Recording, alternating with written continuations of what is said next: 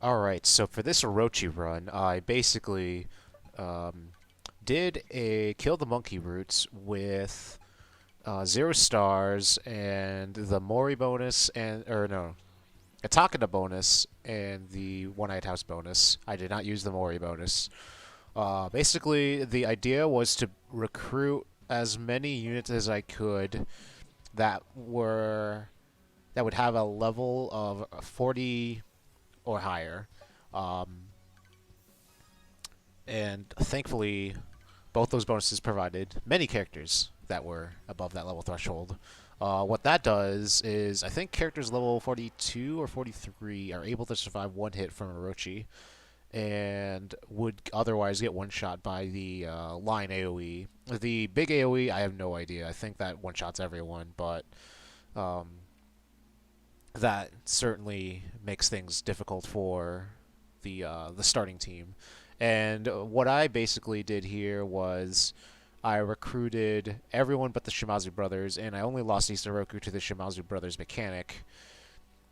And um, since you get a full uh, action refresh upon reaching Orochi and not a health refresh, what you either want to do is heal up anyone that's gotten damaged on the way to Orochi with Syl, or you can just grind your way down to the 19th floor after many, many turns and then beat Orochi that way, like I did Gunnigan.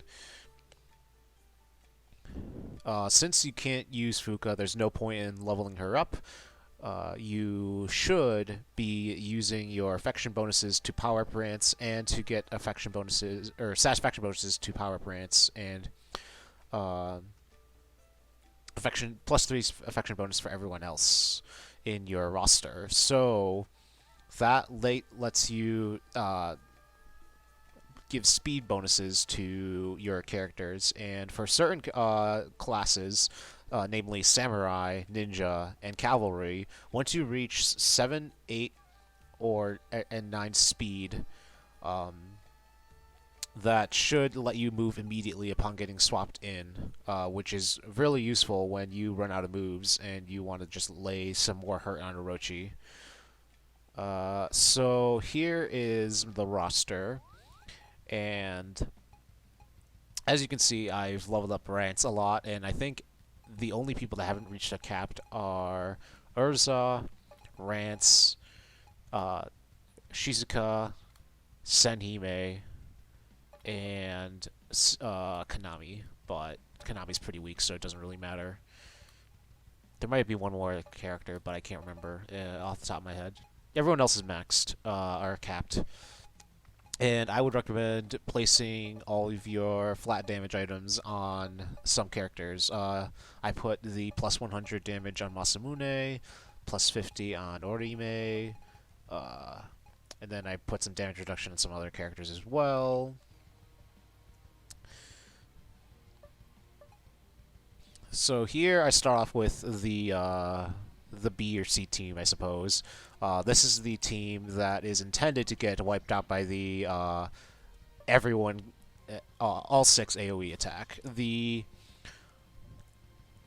reason why I do this 5 person formation is that it reduces the amount of people that get destroyed by this attack. Um, Looks like Orochi didn't use that AoE attack there, which is surprising because I put Ai, Naoe, and Chinu as the bait, but whatever. And, oh man, it's really frustrating that Masakage can't even take on Orochi Girl. And they just kind of heal each other.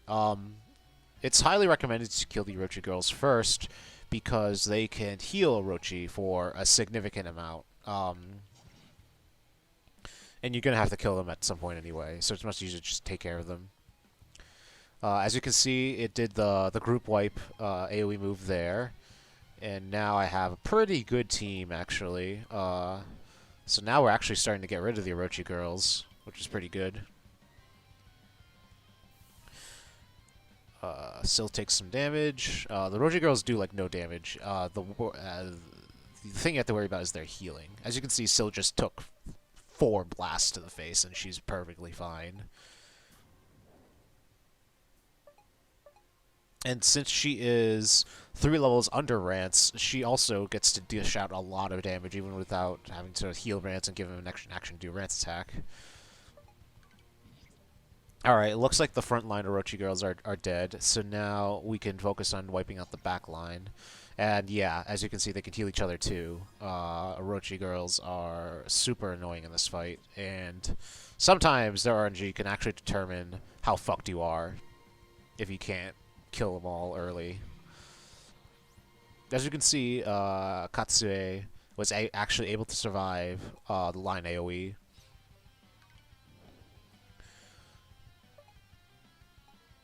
And other than that, this fight's actually pretty straightforward. You just have to hope that Orochi doesn't grind down your units with additional actions first, because that's pretty annoying.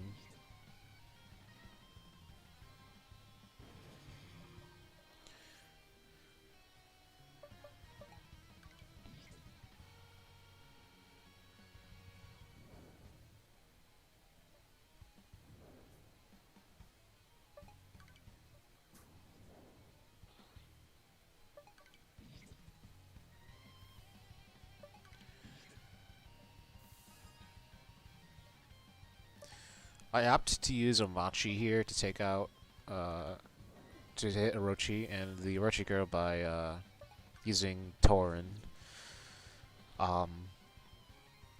Yeah, that's what I figured would happen. Oh well.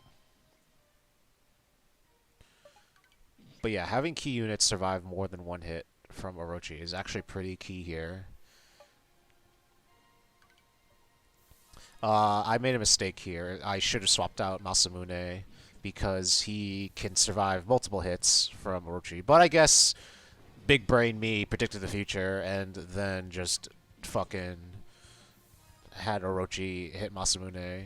At this point, with 2 units out of moves, I decided it'd be better just to swap in some units. And I got lucky and I got Kenshin, which allows her to move immediately, as you can see, because she has 9 speed.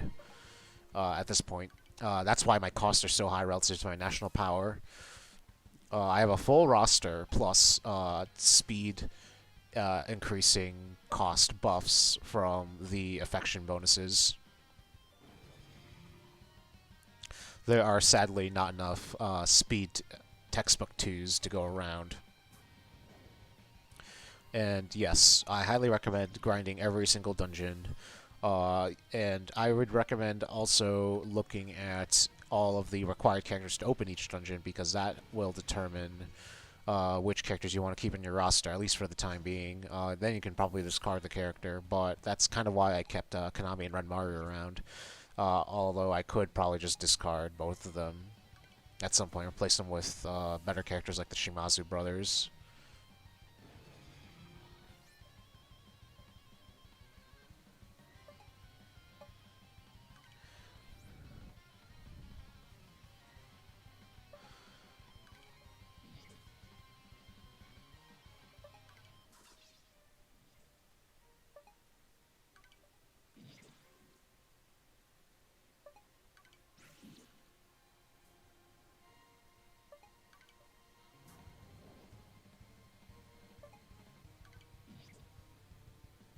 As you can see, Orochi does very little to Rance when he's this high of a level. So levels actually mean a lot more than stats here. Even though Rance does have 9 speed, I think the level bonuses are actually far more important for this fight than anything else for Rance. You can probably get him to an even higher level if you continue to do what I do, which is use Shizuka and a fleeing warrior capture passive on another character, and then deploying both of those units whenever you're defending against an attack from another nation, because that basically almost guarantees two generic units to be captured, and then you can use them to get more of the level up item, the joyful Pokoro, or whatever it is.